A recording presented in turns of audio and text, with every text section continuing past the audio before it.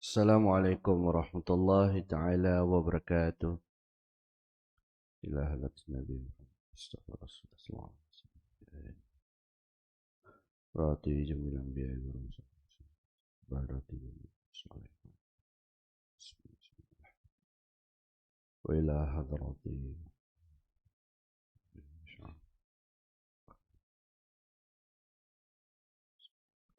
Al-Fatiha. A'udzu billahi minasyaitonir rajim. Bismillahirrahmanirrahim. Iyyaka na'budu wa iyyaka nasta'in. Ihdinas siratal mustaqim.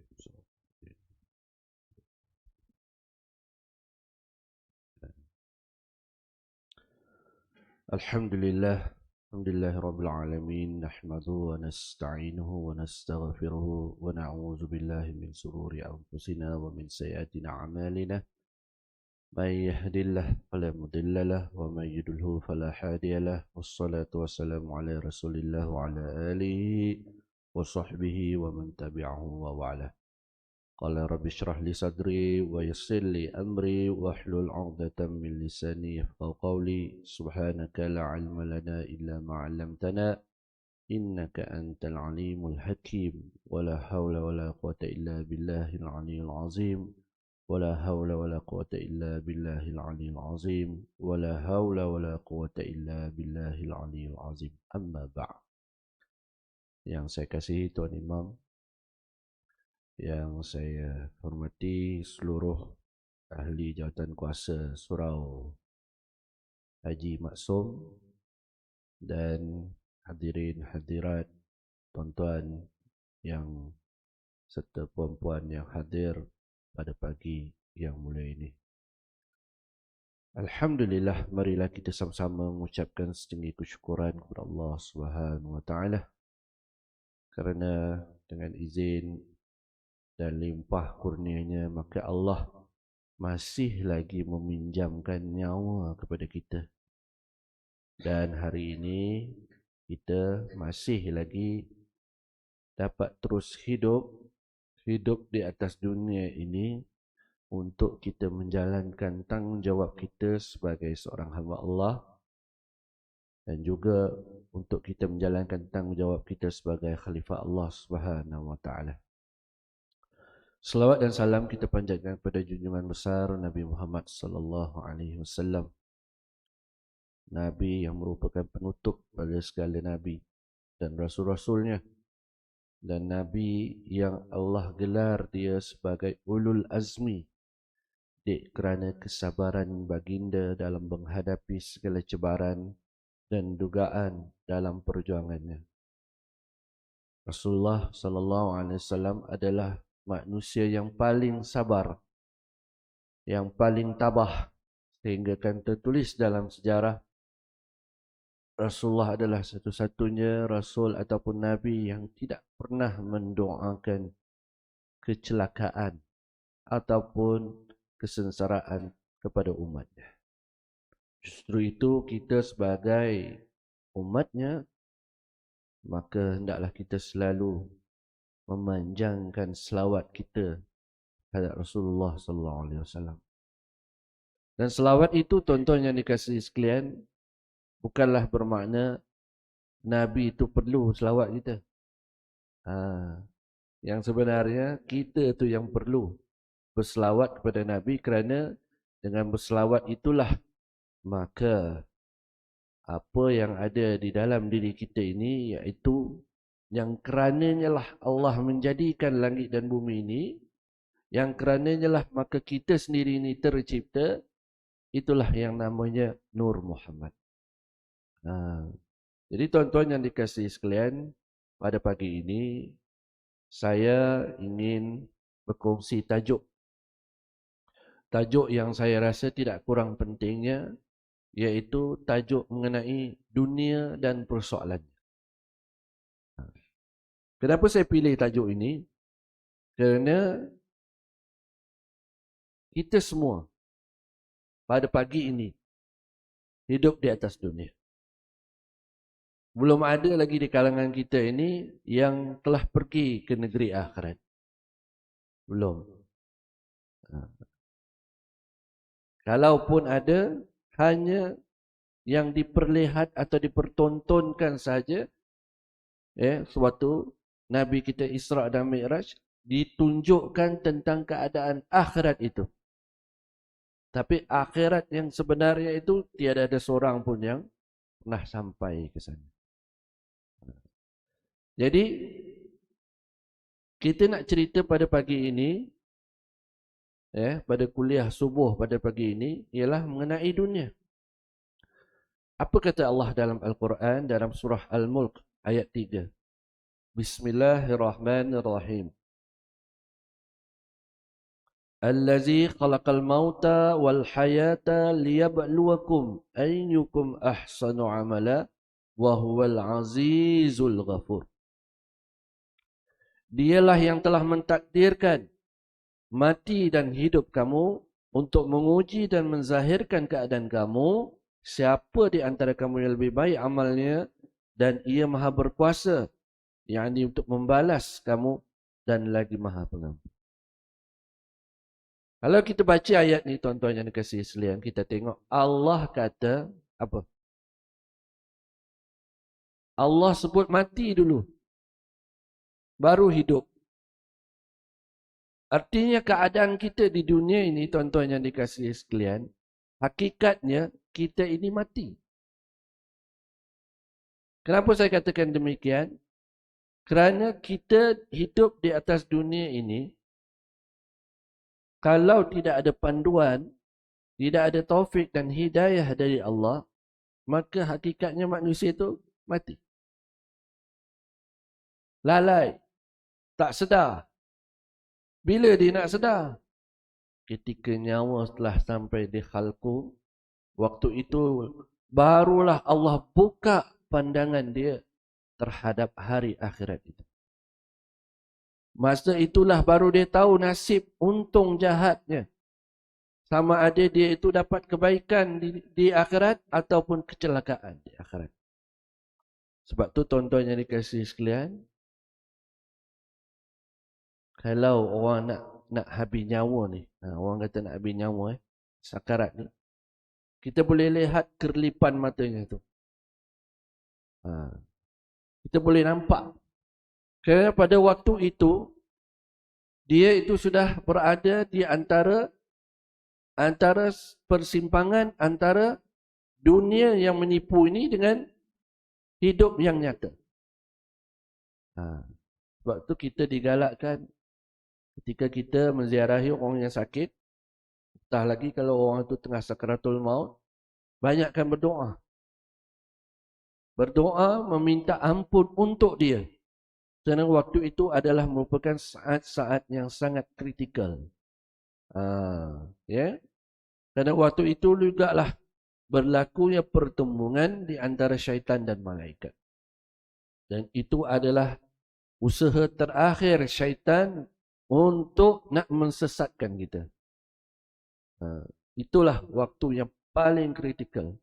Waktu kita boleh jaga macam ni, insya-Allah boleh kita tepis. Tapi waktu itu, dalam keadaan itu, wallahu a'lam, hanya Allah je lah yang tahu. Tapi kita mohon, kita minta dengan Allah setiap hari, kita minta supaya Allah akhiri hidup kita ini dengan husnul khatimah. Tuan-tuan yang dikasihi sekalian, saya ingin memetik satu tulisan yang ditulis oleh Al-Imam Al-Ghazali. Imam Ghazali ini, seperti yang kita sedia maklum, beliau adalah merupakan ulama tasawuf. Sangat terkenal. Sebelumnya beliau itu adalah merupakan seorang, kalau saya tak silap lah, seorang hakim. Betulkan saya kalau saya silap ya. Tapi akhirnya sampai ke satu tahap, beliau itu berubah daripada hidup yang nyata-nyata ini, berubah ke arah yang kita panggil jiwa sufi. Dan beliau melalui prosesnya sehinggalah Allah berikan dia dengan pandangan mata hati, dan beliau dapat menulis kitab. Dan salah satu kitab dia yang sangat popular, itulah namanya kitab Mukasyafatul Qulub. Muka Syafatul Qulub ni kalau tuan-tuan tengok kitab asalnya tu ditulis dalam bahasa Arab. Tapi sekarang dah ada terjemahan dia. Boleh baca dalam bumi. Okey. Apa kata dia?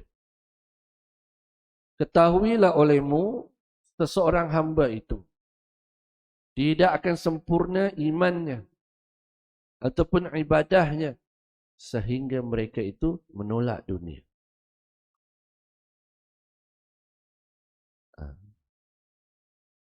Apa maksud di sini? Menolak dunia ini. Apa maksud kata-kata ini? Seperti yang kita sedia maklum, saya dulu pernah bagi kuliah di sini. Tak tahulah tuan-tuan masih ingat ataupun tidak. Ya, saya rasa majoritinya tak ingat. Jadi saya ulang-ulang balik lah. Tajuknya mengapa manusia hidup?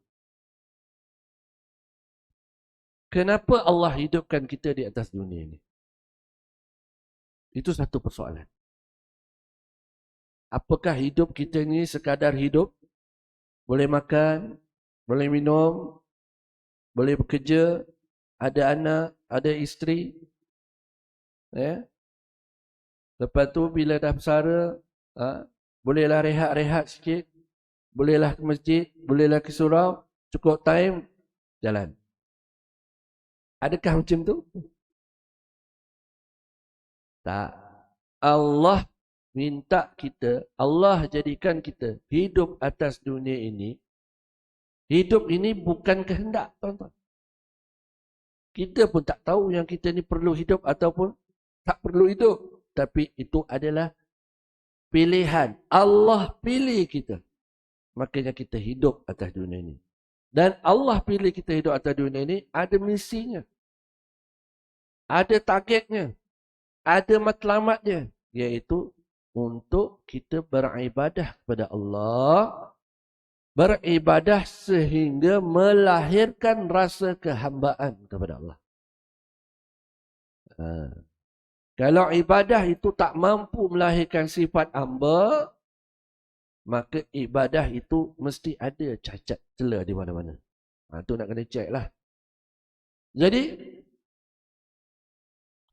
dikatakan di sini oleh Imam Al-Ghazali, seseorang itu, walaupun dia sudah beribadah kepada Allah, zahirnya ibadahnya itu sangat cantik, sangat hebat, istiqamah lah orang katakan, ya, ibadahnya. Tetapi takkan sempurna ibadah itu kalau dia tidak menolak dunia. Susah ni. Kenapa saya katakan susah? Kita hidup atas dunia. Macam mana yang dikatakan kita ni kena tolak dunia? Nampak? Kenapa Imam Ghazali katakan demikian?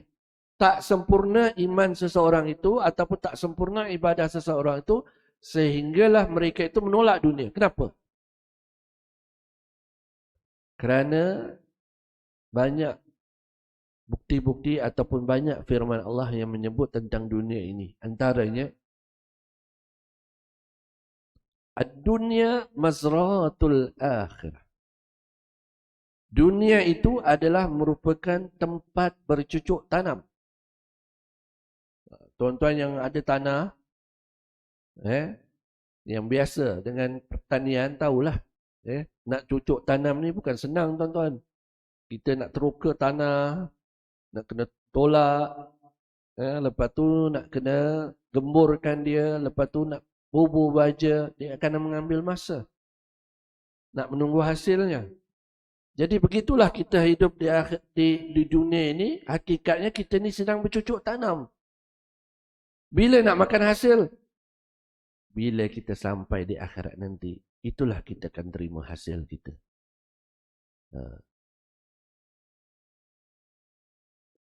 Kemudian disebut juga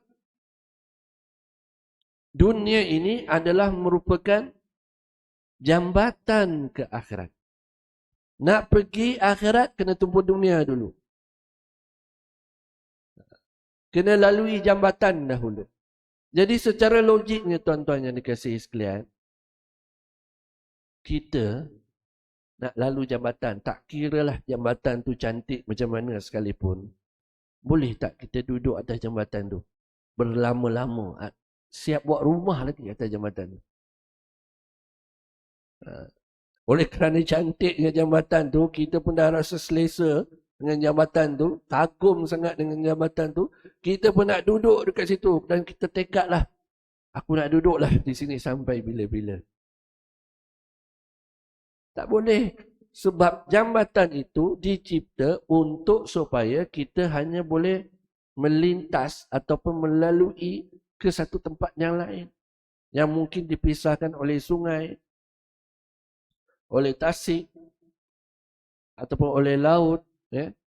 Macam jambatan daripada jambatan Pulau Pinang itu kan. Dipisahkan dengan laut.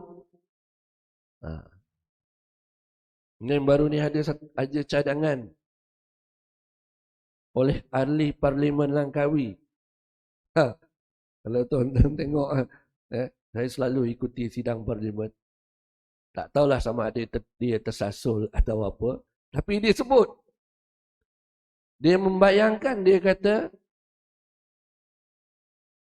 takkan tak boleh kita bina MRT.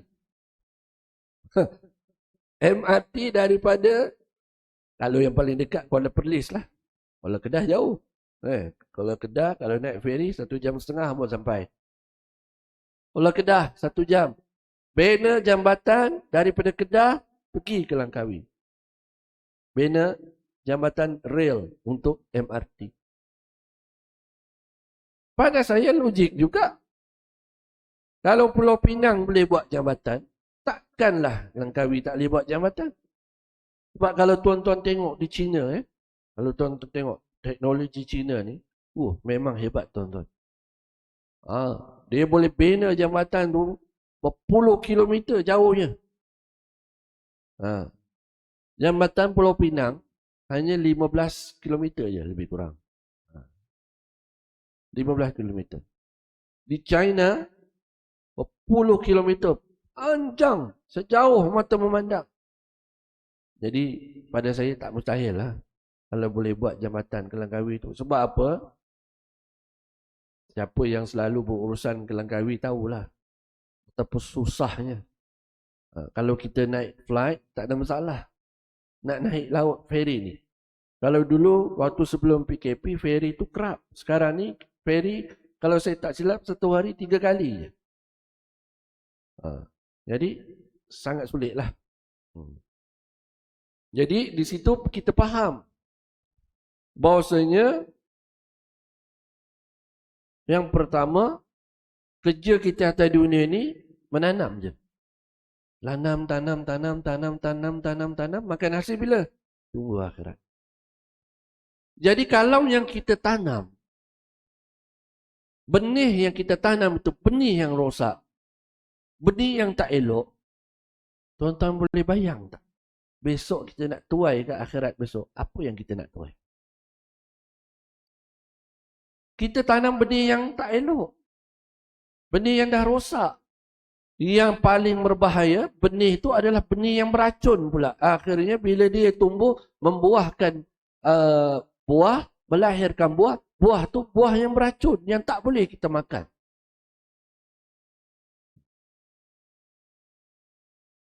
Sebab itulah tuan-tuan yang dikasihi sekalian, hidup atas dunia ni sangat penting. Walaupun dia kata tadi kita kena tolak dunia, tapi hidup atas dunia ini penting sebab daripada dunia inilah yang akan menentukan nasib kita di akhirat nanti. Sebab tu kata guru saya, dia kata apa? Orang, dia kata, aku merasa hairan. Hairannya tu kenapa? Ketika manusia yang tidak membuat persiapan ketika hari tuanya, mereka ini dianggap oleh orang sebagai orang gila dan tak ada guna. Bila seseorang itu tidak ada membuat persediaan hari tuanya. Ialah bila kita dah tua, dah besar ni tuan-tuan. Kadang-kadang waktu itulah penyakit mula datang. Kadang-kadang belum bersara lagi, dah datang dah. Macam-macam lah penyakit. 3 serangkai, 4 serangkai, 5 serangkai. Package. Macamlah tiap-tiap hari kita minum kan. 3 in 1, 4 in 1. Sekarang ni macam-macam pula produk sekarang ni. Entah apa-apa yang dibubuh di dalam tu. Untuk nak melariskan produk. Jadi, kata dia, orang mengatakan ataupun masyarakat mengatakan seseorang ini yang bersara tanpa membuat apa-apa persiapan, ini orang tak ada guna. Maknanya dia ni waktu dia muda dulu, dia ni mesti enjoy. Sehingga kan dia tak membuat persiapan.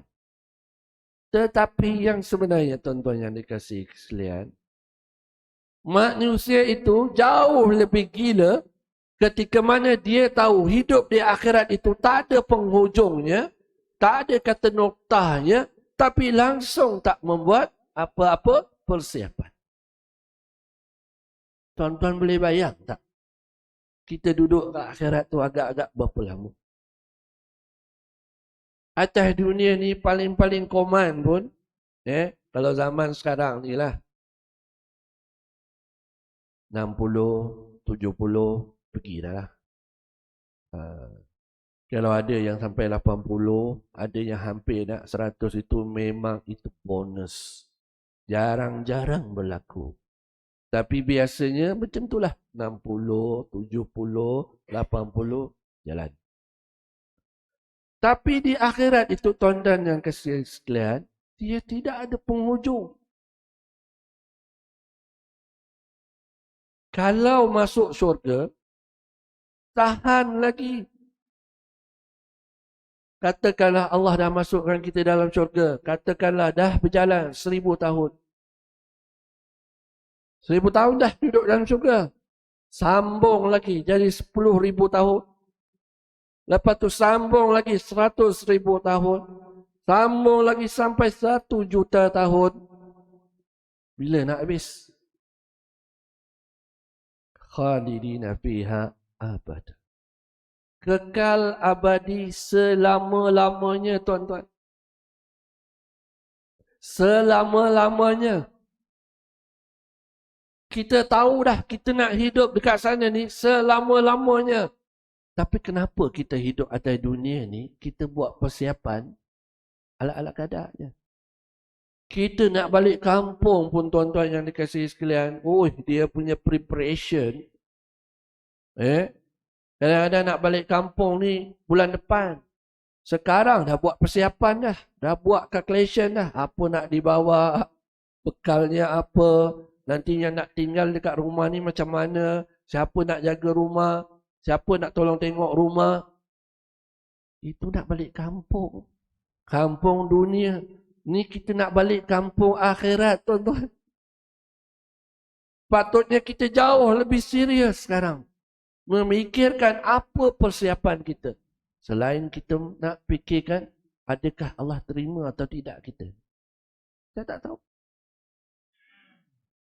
Walaupun di depan saya ni, level-level ayah-ayah, pangkat-pangkat ayah saya lah. Kalau ikut logik akalnya, tuan-tuan lah pergi dulu banding saya. Itu logik akal. Tapi hari ini, berapa ramai kita tengok, orang muda pun dah pergi dah. Pergi tu macam-macam pergi. Macam-macam cara lah pergi. Kemudian sifat akhir zaman ni pula, Nabi kata apa? Ramai manusia yang akan mati mengejut. Dah ternyata dah. Yang terbaru ni pula, heboh pula disebut. Akan datang lagi satu penyakit. Virus X. Yang lebih dahsyat daripada virus Corona ataupun COVID-19. COVID-19 dulu kita punya kelang kabut tuan-tuan. Jangan cakap lah. Sebab kita tak ada pengalaman. Lepas PKP, PKD, lepas tu apa lagi PKB, pusing balik. Kita pun dah tak ingat dah. Selama ini hidup kita bebas, tiba-tiba kena kurung, tak boleh keluar. Ni yang akan datang, dia dah warning awal-awal dah. Artinya benda tu memang di-plan. Memang disengajakan. Sebab memang ada rancangan untuk nak mengurangkan populasi manusia yang di atas dunia ni. Nak dikurangkan. Itu kerja mereka lah. Tapi kita berdoa mudah-mudahan Allah selamatkan kita. Baik, saya balik kepada soalan dunia ni tadi.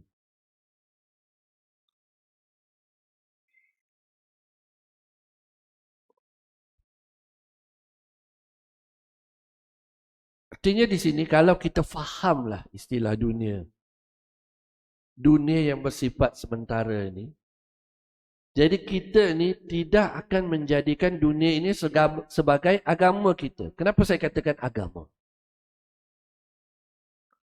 Agama itu disebut sebagai cara hidup. Berapa ramai manusia di dunia pada hari ini, kita lihat, tak usah jauh lah, kita lihat sekeliling kita cukuplah. Mereka mengejar dunia ini, seolah-olah dunia itu Tuhan mereka. Buka-buka celik mata je dah fikir. Bukan fikir nak menyembah Allah. Fikir macam mana nak cari duit. Berapa banyak duit hari ini aku nak kena dapat. Target aku macam mana.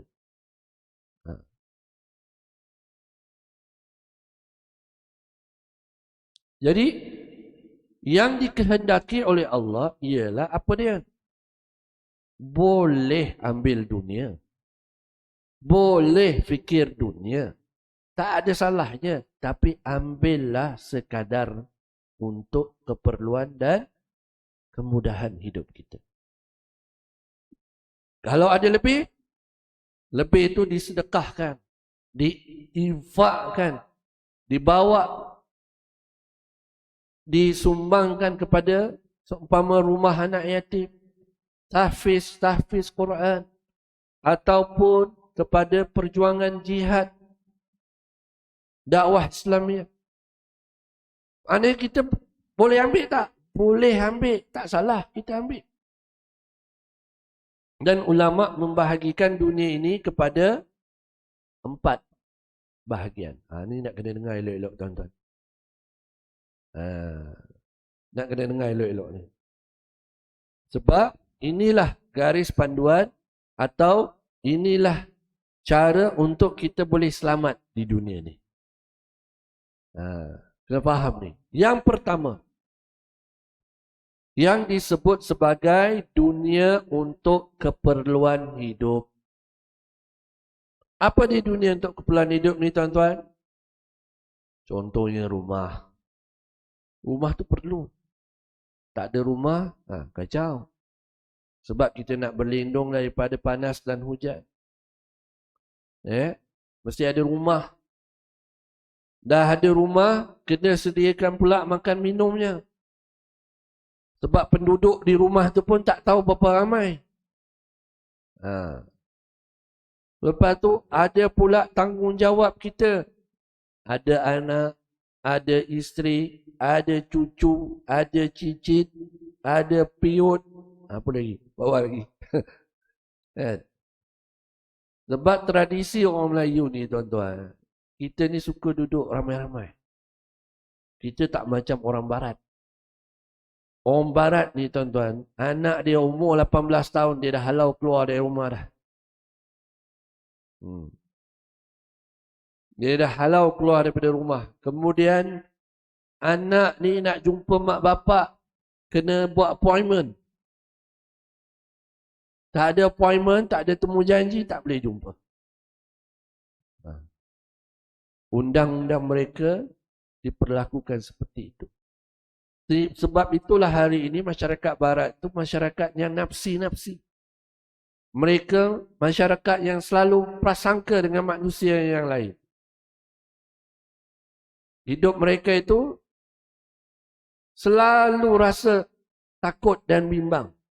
Mereka lebih percaya haiwan daripada manusia. Sebab tu kita tengok orang barat ni, nak pula kalau yang dah bersara tu, siapa kawan dia? Anjing lah. Pergi mana-mana berjalan dengan anjing, cakap dengan anjing, gelak dengan anjing, menangis dengan anjing. Sebab apa? Anak-anak semua dah tak ada.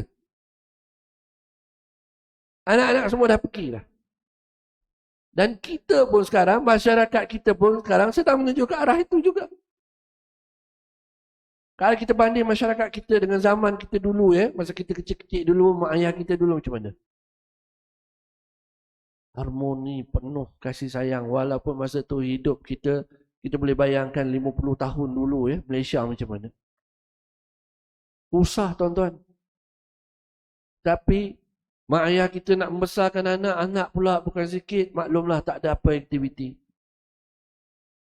Lepas isyak dah tak ada apa dah. TV tak ada apa. Semua benda tak ada. Kan? Jadi dapatlah anak. Paling minimum pun 5-6 orang. Tapi yang biasa dulu kita dengar orang tua-tua kita dulu 10, 13, 15. Sebab tak ada apa aktiviti. Kan? Lepas tu dengan rezeki yang orang kata apa? Prinsip orang Melayu. Rezeki yang secupak takkan jadi segantang. Orang Melayu kan dengan prinsip begitu kan. Itu yang sebab kita tu tak maju-maju sampai hari ni. Jadi orang tua kita membesarkan kita. Susah tuan-tuan. Dulu zaman Jepun, saya tahu banyak ayah-ayah depan saya ni mesti ada pengalaman. Saya tak pernah merasanya. Betapa susah zaman Jepun makan ubi kayu. Daun pisang. Susah. Tapi dalam susah-susah tu alhamdulillah hidup juga. Segar buka juga kita, montel juga. Sampailah hari ini.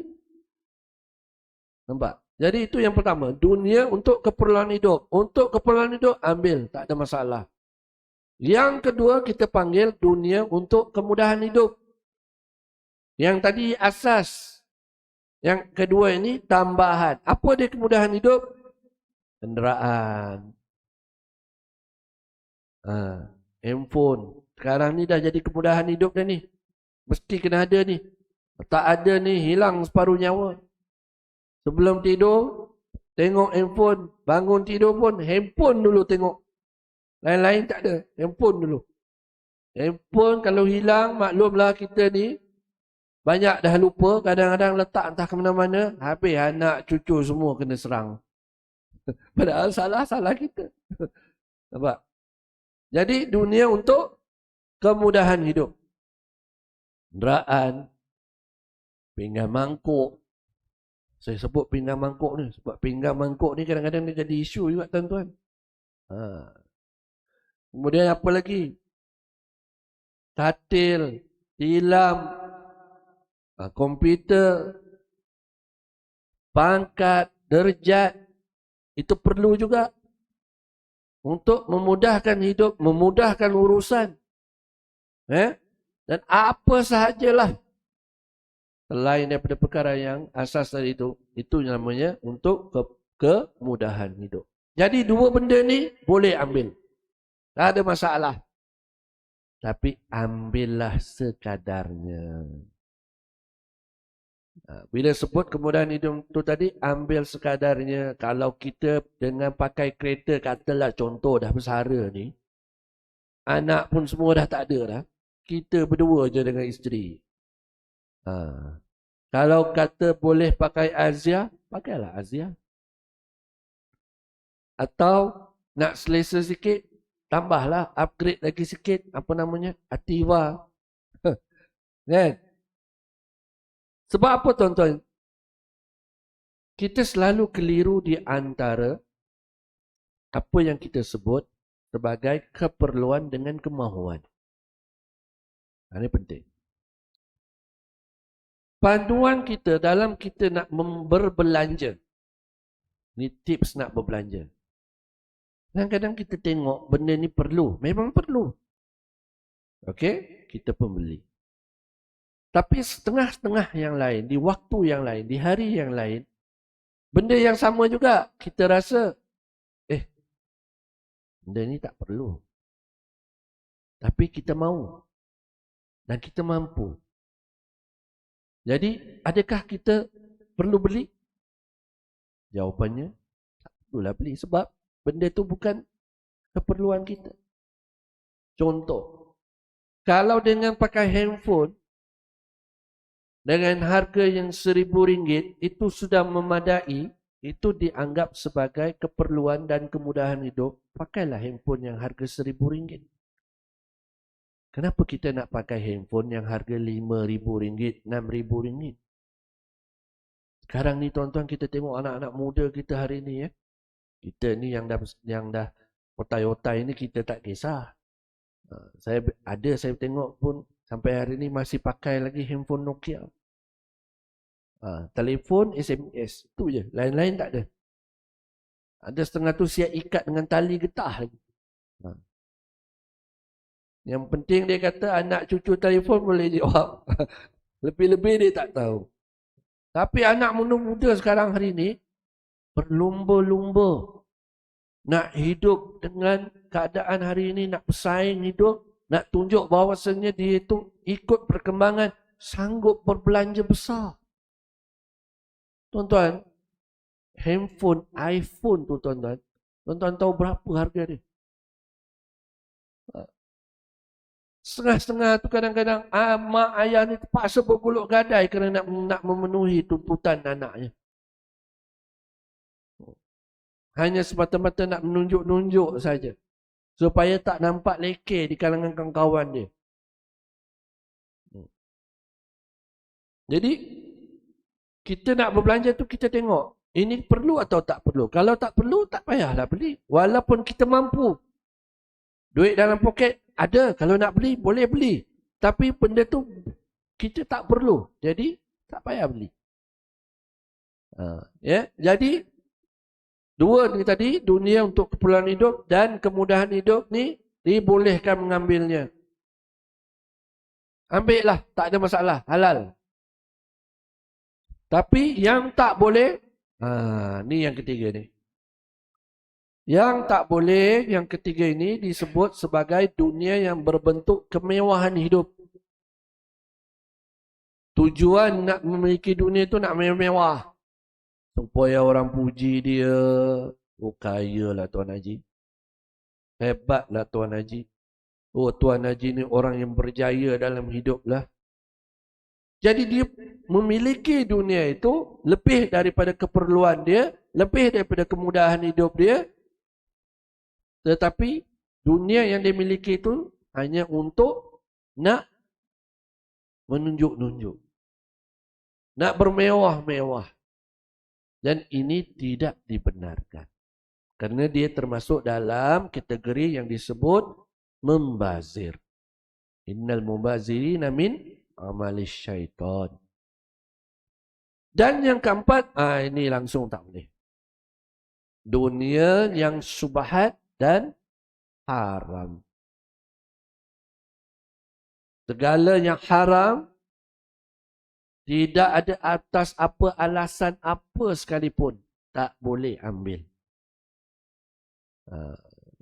Tapi apa yang berlaku tuan-tuan yang dikasihi pada hari ini, kita lihat masyarakat kita. Baru peringkat yang pertama tadi, nak memenuhi keperluan hidup. Majoriti orang kita ni nak memenuhi keperluan hidup. Sama ada dia berniaga ke, dia bekerja ke, apa pun yang dia lakukan, untuk nak memenuhi keperluan hidup ini, sampai meninggalkan perkara yang asas. Oleh kerana nak berniaga,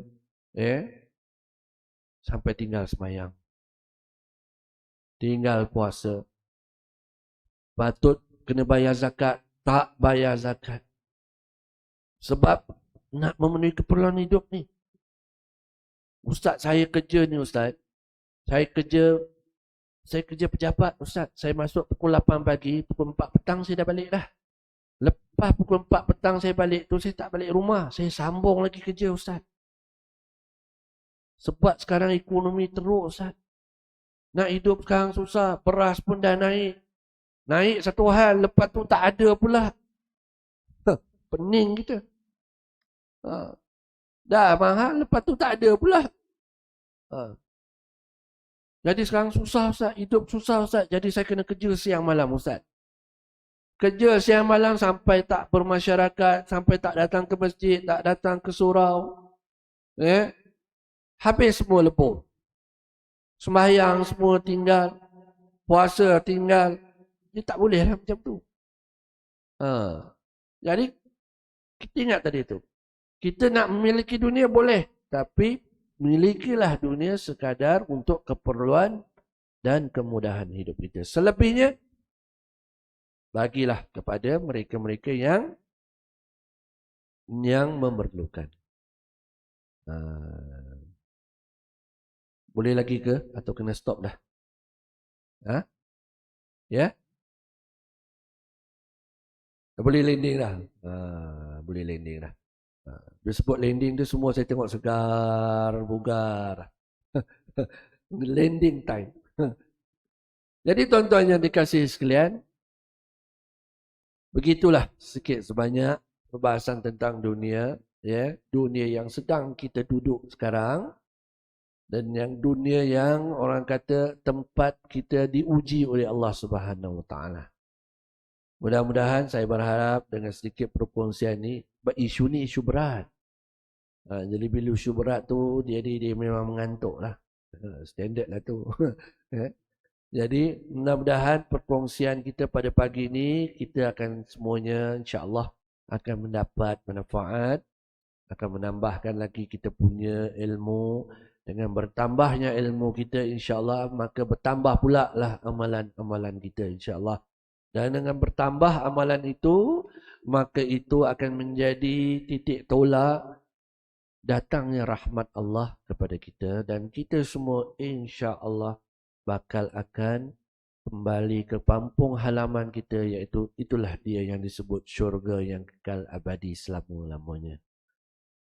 Tuan-tuan yang dikasihi sekalian, saya sudahi kuliah pada pagi ini dengan kalau ada yang baik itu semua datang daripada Allah Subhanahu Wa Taala. Kalau ada salah silap itu datang daripada diri saya sendiri, saya mohon ampun dan maaf.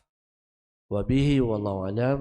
Wassalamualaikum warahmatullahi taala wabarakatuh.